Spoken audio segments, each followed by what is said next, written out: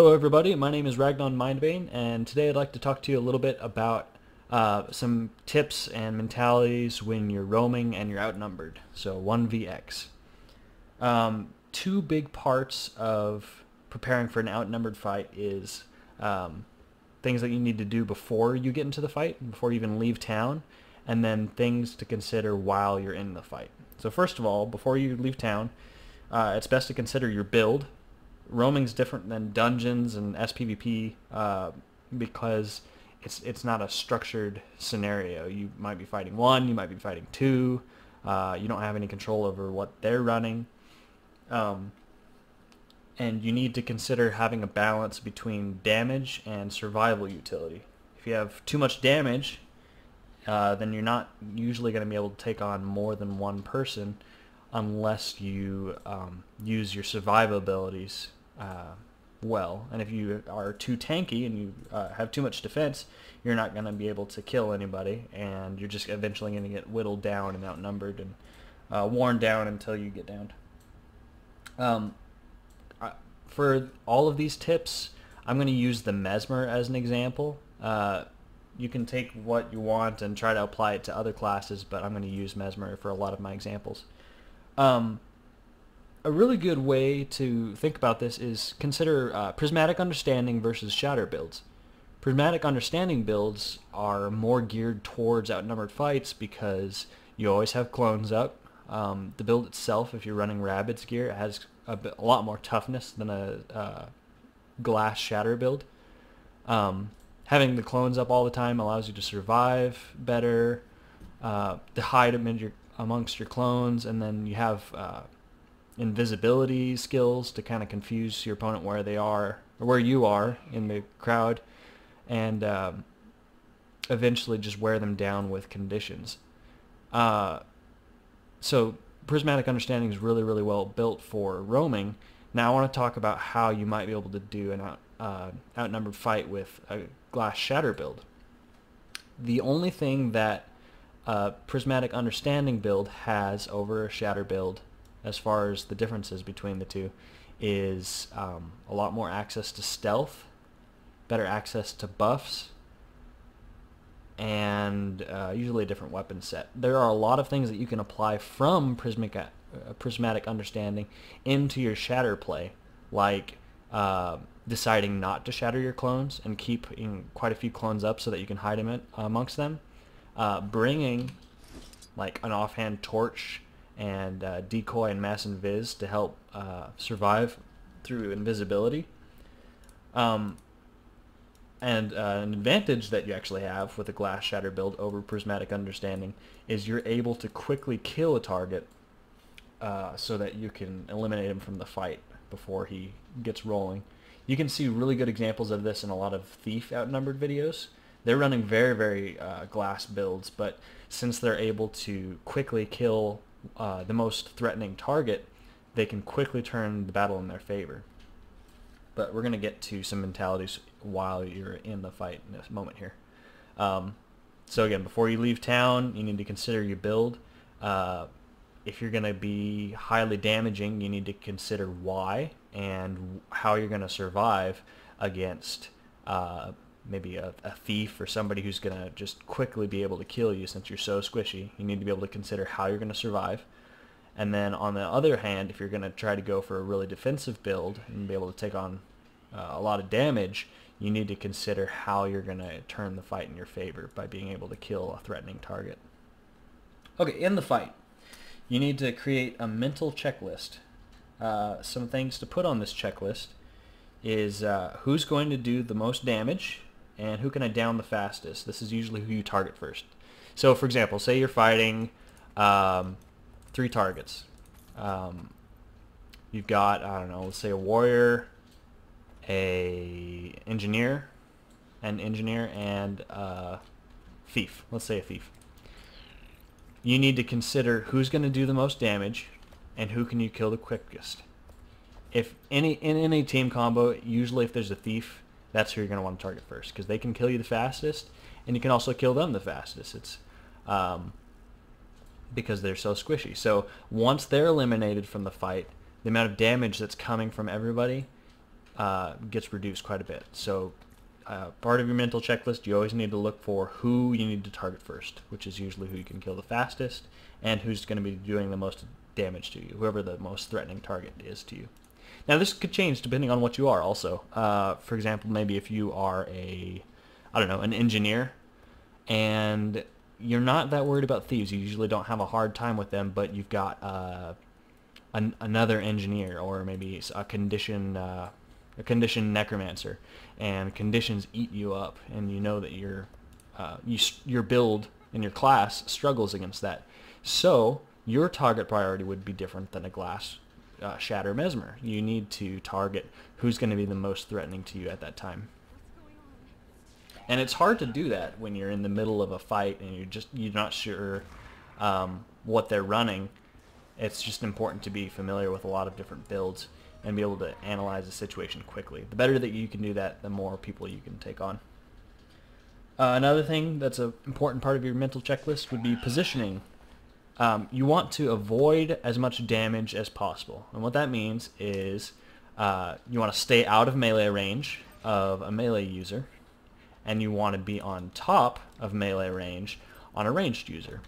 What this does is, let's say this heavy golem is a warrior, a melee warrior, and by avoiding melee contact with them through kiting, using displacement like our blinks, invisibilities to confuse him on our positioning, we can completely nullify his damage because he has to be in melee range to use it. So kite the melee user, and then say this is a longbow ranger. We're going to do a lot. We're going to cut a lot of their damage by being in melee range, because first of all, they want to be at max range, out of the way, and hoping we don't notice them and be able to kill us from max range, because first of all, their auto attack does more damage at that range. By being in melee range of them, you're changing their priority from killing you to surviving. They're just trying to get away and get unnoticed again so that they can get back to sniping.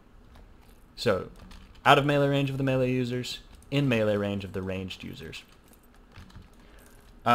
That's going to cut a lot of their damage, and it allows you to divide and conquer. Usually the person who's going to be the most threatening is maybe like thieves, rangers. This is from a mesmer perspective. A glassy build that can take you out quickly since you're also glassy. And so by staying out of melee range, well, this doesn't really apply to thieves. For thieves, it depends on your build. Like, for example, if I was running a sword, torch, shatter build, I could get in melee range of the thief because of things like blurred frenzy. If I'm sure that I can take him down while I'm in melee range. Otherwise, I want to stay at max range, away from them. One more thing about fighting outnumbered is you can't be afraid to kite. When you're in world versus world, it's different than SPVP. In world versus world, the whole map, consider the whole map to be your playing field. Know what fights you can win and what fights you can't. There are going to be, this is a game that's balanced around class counters, and so if you're fighting something that you know you can't win against, just accept that you're going to have to kite and run away and maybe just wait for another fight. You have to realize that a lot of outnumbered fighting videos, that's not what their gameplay looks like every single night. Those are usually collected over several weeks and several months, and there are a lot of good fights, and there's countless fights that they haven't recorded or that they just didn't use in their videos, of fights that they had to run away from, that they just knew they couldn't win, and they either had to run away or they just died. So realize what you can fight against and what you can't. Study your class counters and do your best with the situations that you're given. Another thing I would like to talk about real quickly is create a mental toolkit of your survival utility skills, or sorry, your survival cooldowns. For example, on Mesmer, I know that I can use these skills to survive. I've got my F4, Distortion. I've got my Torch for Stealth to reposition. I've got my Greatsword 5 to knock them back. I've got my Decoy to make me invisible to reposition. My Blink as a stun break and as a displacement. And then my Mass Invisibility to also stealth and displace myself. And so that's 1, 2, 3, 4, 5, 6 skills that I can rely on for survival. Now when you're in a fight, a lot of times it's easy to... Oh, on dodge rolls, so 7. When you're in a fight, a lot of times it's easy to use many of those cooldowns at the same time to get freaked out and overreact. So for example, say I'm in a fight and I'm getting low on health, and so I stealth, dodge roll, use my heal, and I blink. A lot of times we react in situations and we blow, 3 or 4 of those cooldowns. In order to survive against an outnumbered fight, you have to use everything. Consider all of those cooldowns as a really valuable resource, and you want to space it out so that by the time you've gone through all of your different options, the first one that you used is back up again. So try to use the best answer for the situation you're in. For example, if a thief engages on me, I don't want to... let's see. I probably wouldn't blink, because that means they might steal straight to me. I might stealth and then run away from the fight, not wasting a bunch of dodge rolls unless I need to, or my blink, so that I can reassess the fight. I can see, okay, I just got engaged on by a thief. Does he have any friends? What build is he running? Did he use his steal when he came up to me? Just kind of think about the fight and engage on your own terms rather than being flustered by being hit by the thief. Like one of my friends is on stuff. And so you want to space out your cooldowns to last as long as possible. So for example, maybe if you can, just use a dodge roll. If that, you can combine multiples. Like for example, I might use a stealth and a blink and run behind a tree to try to extend the usefulness of each of those skills. So if you stealth, change the direction you're running. For example, I might, as soon as I use Mass Invisibility, I turn and juke a different direction. They expect me to still be running up that way, but by changing directions, you're extending the usefulness of this stealth. And that can also apply to your blink. A lot of times your field of vision is a 180-degree radius from your left side to your right side. So for example, let's take the Warden of the Wilds here, right here.